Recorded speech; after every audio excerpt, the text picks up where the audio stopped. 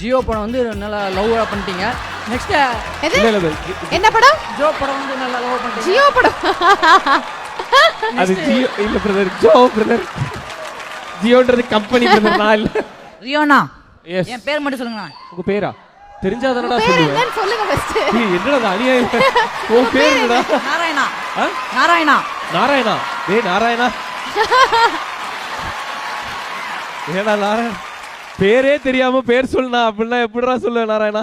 Railway station சீனால செம்மையா act பண்ணியிருப்பீங்க. உண்மையாவே அது என்ன சொல்றது, ரியலிஸ்டிக்கா இருந்த மாதிரியே இருந்தது. அதை யாரை நினைச்சு செஞ்சீங்க?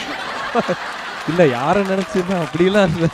அது ஆக்சுவலி அந்த சீன்ல இருக்க மூடு தான் அது. செட்லியுமே நானும் மாளவிகாலாம் ரொம்ப க்ளோஸ் ஃப்ரெண்ட்ஸ் ஆகிட்டோம். பவ்யா எல்லாருமே ரொம்ப க்ளோஸ் ஃப்ரெண்ட்ஸாக இருந்தோம். ஸோ அந்த ஆக்டிங்கும் போது அந்த சீன் மட்டும் தான் மைண்டில் இருக்கும். எல்லா லவர்ஸ்குள்ளாரையும் நடக்கிற ஒரு கான்வர்சேஷன் தான். எல்லா லவர்ஸுமே ஒரு பப்ளிக் ஸ்பாட்டில் கண்டிப்பாக ஒரு சண்டை ஒன்று போட்டிருப்பாங்க.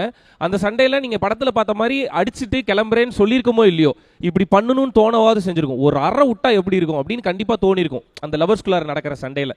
ஸோ அது சீனாக வரும்போது அதை எனாக்ட் பண்ணி நடித்தது தான். அண்டு எப்படி இருந்ததுன்னு கேட்டால் புரியலையா எனக்கு. எப்படி இருந்ததுன்னா நல்லா தான் இருந்தது. லைக் அது ரொம்ப ரியலா இருந்ததுன்னா லவர்ஸ் கூட அந்த சீன் அந்த மாதிரி இருந்தது. ஓகே, அதுக்கு காரணம் மாளவிகா அண்டு டீம். ஸோ அந்த ஸ்பாட்டில் அந்த கம்ஃபர்ட் இருக்கணும்ல.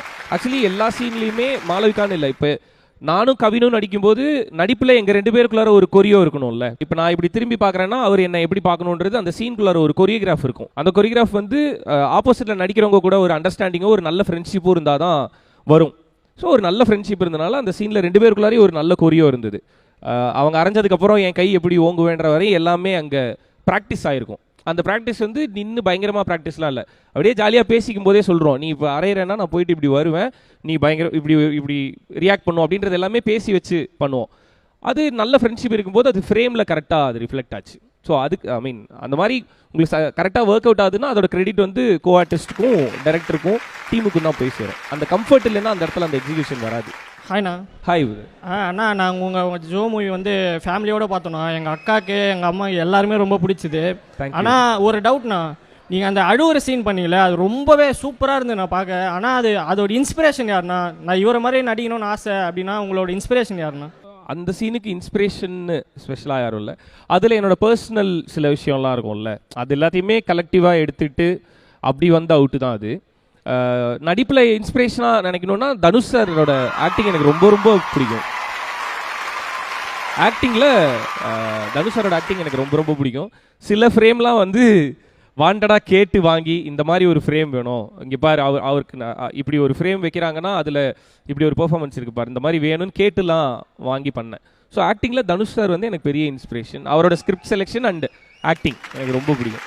Title sponsor Sunland refine sunflower oil. ஊட்டச்சத்தும் எதிர்ப்பு சக்தியும் நிறைந்த பிசு இல்லாத சன்லாண்ட் ரீஃபைன் சன்ஃப்ளவர் ஆயில் மற்றும் Poppy mattress for everyone. Supported by GT holiday, south India's number 1 travel brand. Jayachandran, இங்க எல்லாமே இருக்கு, நல்லாவே இருக்கு. தாம்பரம், பள்ளிக்கரணை மற்றும் T Nagar. Swasthika fresh milk and curd, இது நல்வாழ்வுக்கான நேரம். SA college of arts and science, inspire learning for inspire future. Adyar Ananda Bhavan sweets and snacks மற்றும் A2B வெஜ் ரெஸ்டாரண்ட். உங்கள் பசியார எங்கள் ருசி பேசும். Powered by JNN institutions Chennai. Engineering மற்றும் ஆர்ட்ஸ் அண்ட் சயின்ஸ் கல்லூரிகள், அறிவுக்கும் ஆற்றலுக்கும்.